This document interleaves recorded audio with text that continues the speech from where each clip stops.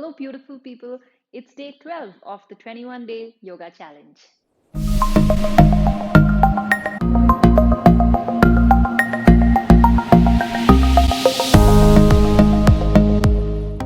Since we practiced back bends yesterday, today we're going to be doing forward bends most logically. Now, since the back bends got us to concave the back a lot more than your body might be used to, the forward bends today will complement your yesterday's practice. Forward bends are particularly useful for those with digestive disorders because it massages all of your core organs, activating them. That's your stomach, your spleen, liver, the pancreas, the gallbladder, as well as your intestines. It's also useful for those with reproductive issues because we're using the pelvis and the lower abdomen a lot as we bend forward. Now, this includes women who have menstrual disorders as well as issues of the uterus. Another important benefit of the forward bends is that it helps us lengthen the back as we bend forward. Now, yesterday with the back bends, we learned the importance of maintaining the curvature of the spine. It's equally important to maintain the length of our spine because just as we start working in our 20s, we tend to develop a hunchback because we're sitting on a table studying or working. Now, when we lengthen the spine, then you get rid of the hunchback, and this helps you stay away from problems such as compressed vertebrae, herniated discs, or a slip disc. Let's get started with today's practice. Let's begin by coming to a kneeling down position. Now ensure that your heels are together as well as your knees come together. Bring the hips down, sitting back on your heels. Now if I would show you this from the back, then the heels are together and the hips are seated on the heels. Now you can also notice that the big toes are touching each other. And if this is difficult for you, or you're not able to sit on your heels for long, then you can spread out the heels a little bit such that your heels are pointing sidewards or obliquely. You can have the big toes touching each other and sit on the feet. Now let's come to sitting in Vajrasana in one end of the mat. And notice how in this posture, it's easy to keep the back straight. In fact, it becomes difficult to hunch the back, or you will have to do it literally on purpose. Now, keeping the back straight, let's bend forward. So start by placing your fingertips on the mat and try to walk your hands away from your body. So as you do so, notice that the abdomen first comes to touching the thigh, and as you walk your hands further away from the body, notice that your chest comes in contact with the knee. Now as you push the hands further away, the neck and the head drop last. Now this forms the basics of the forward bends, that is the abdomen first touching the thigh, then the chest touching the knees, and lastly the head going on the mat. Let's remember this throughout the practice today. I will also be repeating it through the other asanas just to refresh our memory. You can also place your hands alongside your calves and the hips, or you could place your forearms crisscrossed in front of you below your forehead. Again, extending the hands above the head. Walk your hands to the left side at your shoulder level, getting a good stretch in the right trunk. Now coming back to center and walking your hands to the right side. Again, getting a good stretch on the trunk on the left side. Now walk your hands back to center and coming up, take the head up, chest up and the abdomen. Sitting up with the straight spine. Now for the next set of sequence, starting with Vajrasana again, you can spread the knees out and creating some space between the thighs. Now extend your hands out forward, coming up again on fingertips. You can Bend forward with a straight back. Come down on your elbows, back still straight, and stretch the arms out as you extend and lengthen the back. Now notice that my chest is touching the floor first before my head rests on the floor, and eventually placing the forehead down. This variation also helps us understand the basics of the forward bend, and it gives us a good stretch in the hip joint as well. You can also place your forearms one on top of the other and place your chin on it. The chest always pushing towards the floor. Stay in this posture for a couple of seconds. Try out a few variations, such as this finger pointing in towards the face and the elbows on the knees. Now taking the hands back, you can also hold the elbows by placing the forearms on the back and holding this posture for the next couple of seconds. Releasing the hands and placing the palms on the ground, lift up with a straight back again. Now having done the warm-up, let's come to sitting in Dandasana for the peak of our forward bend practice. If it's difficult for you to hold the Dandasana posture for long, then you could sit on a heightened object such as a brick or a couple of blankets, and you can stretch your legs out in this manner. What you could also do is roll up a bed sheet, and you could place it below your knees. So you could even roll up another yoga mat, placing it below your knees and training your body to hold this posture before you get into the Dandasana proper. Now for the Janu Shirshasana posture, let's bend the right knee, bringing the heel towards the groin. So place your foot such that the underside of your foot is slightly facing upward and you're forming an angle of 90 degrees with your right leg and the left leg.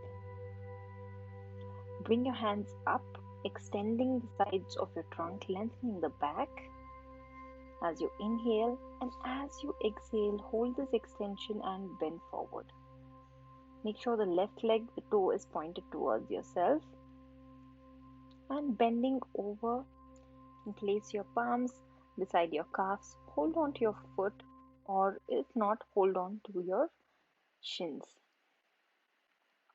Now make sure that the abdomen is touching the thigh first, and then aiming for the chest to touch the knee, and then for the head to rest on the shin.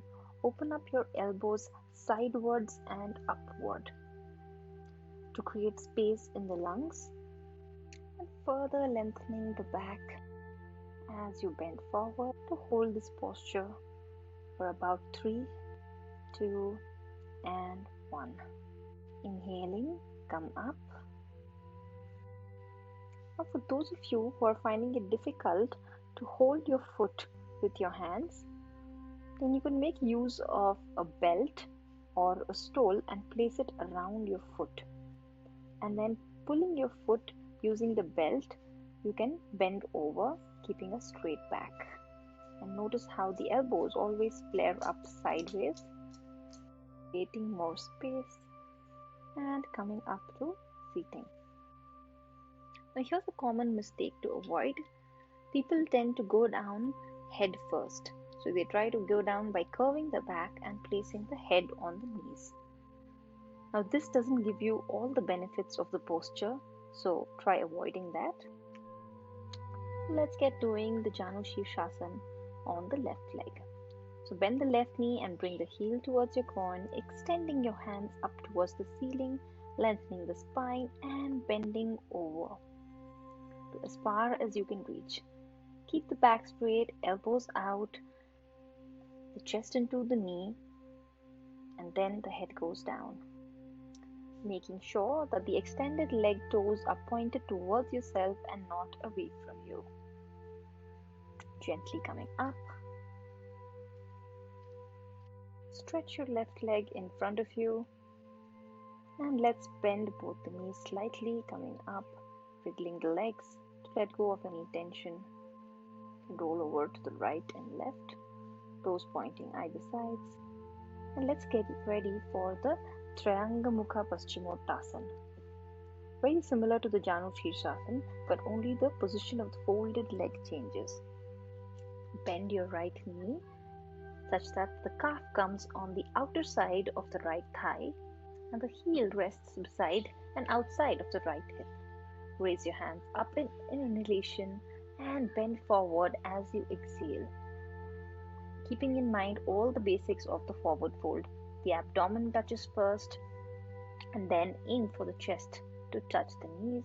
Hold on to your foot if possible, else using the belt. You can also hold the calf at any point of time and then rest your head onto the shin. Now, while in forward bends, always remember to keep the lungs open. The sides of the ribs are free and breathing, and never caving in the chest to restrict breathing. Now let's do this on the left leg, and let me show it to you forwards. So bend the left leg, heel is placed next to the hip,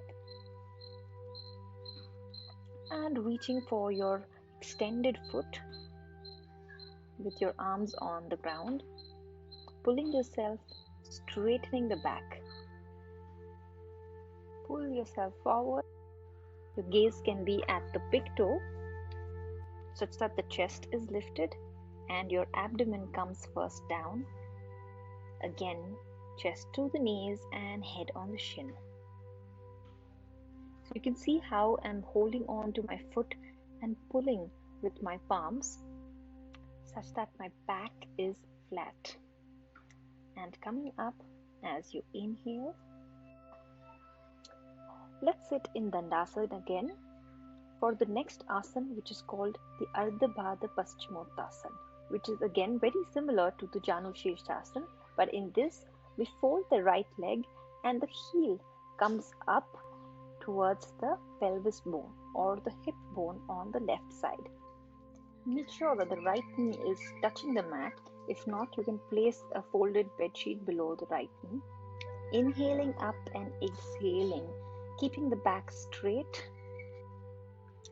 Now please remember that everybody's flexibility is different, so it's absolutely okay if you're able to just come half the way down. Try placing your elbows on the mat or just touch the abdomen towards the thighs. And then holding on to your foot and reaching all the way down. You can feel your heel pushing into the abdomen, massaging the organs in that area, and exhaling, coming up. Extend the right leg out, bending the left knee and bringing the left heel into the right pelvic bone. Now push the knee down as I'm showing. Have the toe pointed towards yourself of the extended leg. Hands go up, and as you exhale, come down. You can place the elbow on the mat and hold it here for a couple of seconds. Or you could also go all the way down by holding on to your foot. Now initially you might feel that the foot at the abdomen is a hindrance as you bend down. But this is the part of the asana that drives the flexibility and brings the benefits.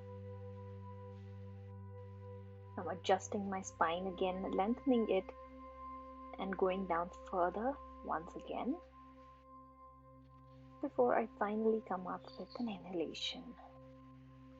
Releasing the left leg, extending both feet out, bending the knees and just rolling over side to side.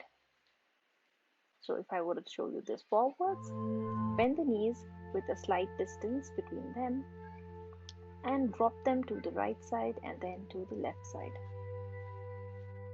This relieves any tension in the hips, thighs or the calves. Extend the legs out, wriggling them and loosening it up.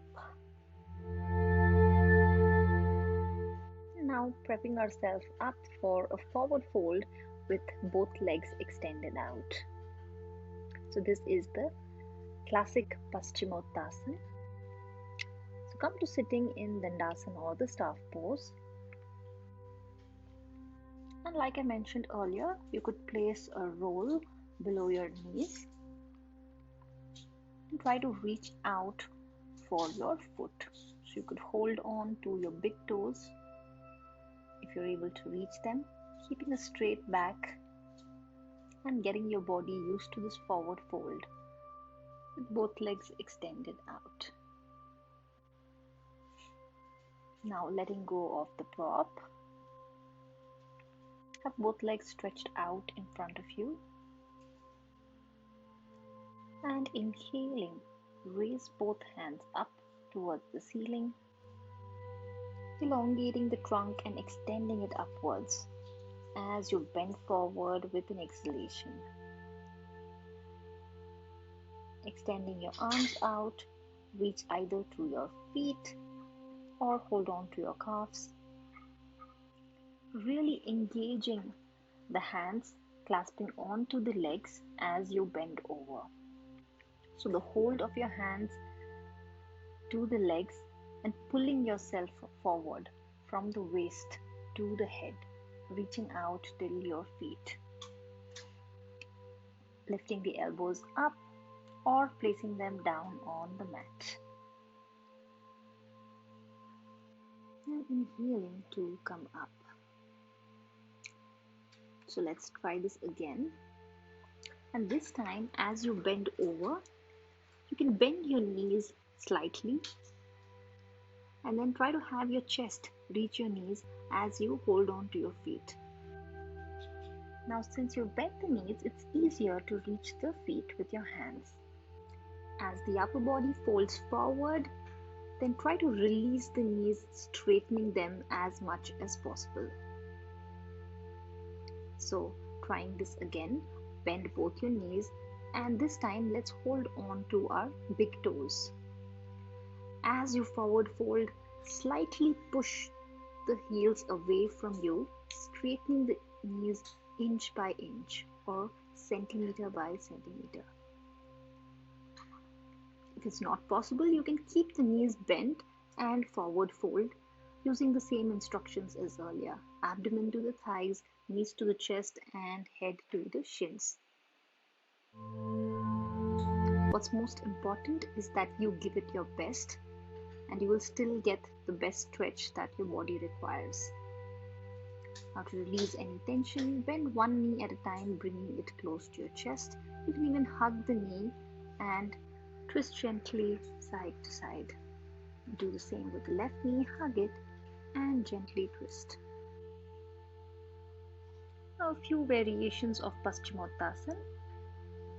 Let's try the Gomukha Paschimottanasana. So bringing the left leg on to your right leg, the left knee on top of the right knee, holding the knee and bending forward, keeping a straight back. And again, if possible, reach out to the extended foot. You can stay in this posture, keeping your back straight as much as possible. And bend over to just massage the abdominal organs. Let me do this on the other side, facing forward. This time the right leg comes over the left leg. And keep adjusting your leg. Roll the hip and the thigh such that the knee comes on top of the extended knee.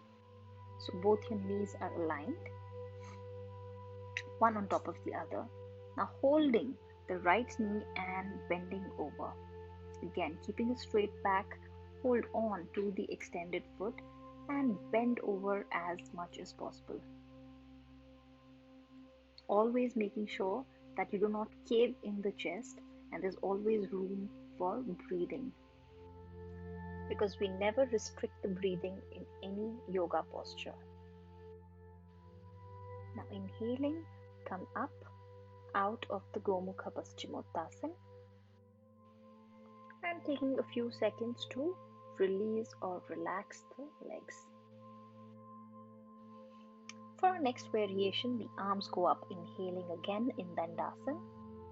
And this time the left hand reaches out to the right calf and the right hand crisscrosses, reaching out to the left calf. Now moving towards the ankles and then towards the feet. Right hand reaches the left foot and the left hand reaching the right. So your arms are crossed, and with this we aim to bend forward. Let's get doing this again, and this time we'll bend over completely. So raise your arms up, exhaling left palm on the right calf and the right palm on the left calf, holding on tight so you could reach the feet if possible, or hold on tight to your calves and bend over, breathing normally and being mindful to not hold the breath, pulling the leg and using that traction to bend your upper body into the thighs. Inhaling, come up, release the hands and relax. Now for some quick variations using the arms. So bend over as usual in Paschimottanasana, keeping in mind all of the instructions. Release your hands and take it behind your back in a Namaskar Mudra. Notice that when your arms are not holding onto your feet, it's difficult to keep the back as straight as earlier. And now for the next variation, bend over again in Paschimottanasana. Release your right hand and interlock it with the left. You can even bend your knees as you do this and hold up the arms as much as possible. It need not be perpendicular to the mat as I'm doing, but as you lift the arms, straighten out the knees. And again, inhaling, come up gently, release the arms and relax. And next is the last and challenging variation, which is Parivritta Paschimottanasana. For this, raise your left arm and bending over, place your left forearm on the outside of your right calf. Then bend your knees slightly and aim to lock your left elbow with the right knee. Try and hold your feet with a rotated wrist, and the right hand comes over and above the head to reach to your feet. So this obviously is an advanced variation. So you can try it if your body supports an extreme twist, else it will always come with practice. Rotating your trunk such that the chest faces forward. Holding this for a few seconds before you release your hands and come out the same way. The right hand extending over and above the head and the left hand releasing the feet. Let's get doing this on the other side. So bend the knees. This time the right elbow locking with the left knee and hold on to the left foot.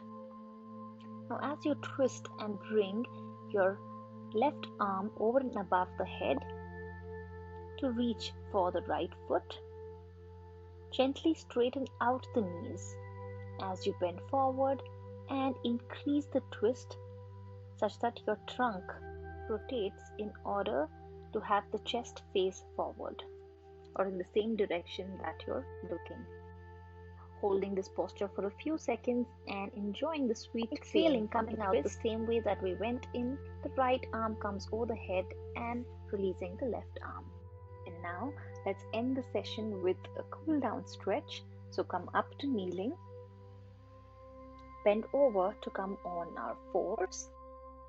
So the wrists come below the shoulders, the knees are below the hips. And now bending over, take the left arm under and inside of the right to place your shoulder down and the left ear down as you extend the right arm up and throw it backward to enjoy this forward bend twist. Enjoy the stretch for a couple of seconds and placing your right palm again on the mat, coming up. Let's try this on the left side. The right arm goes under the left, place the shoulder down, place the right ear down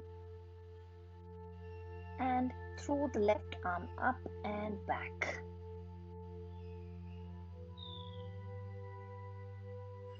Enjoy this stretch, holding it here for as long as you need a cool down relaxation, and exhaling, coming up the same way that you went into the posture. So you can sit back on your heels, the hips go on the heels, and come down to Balasana or the child's pose. As you stay in this posture, consciously relax the entire body, as well as relaxing the mind as your forehead is rested on the ground. The forward bends also have a spiritual significance.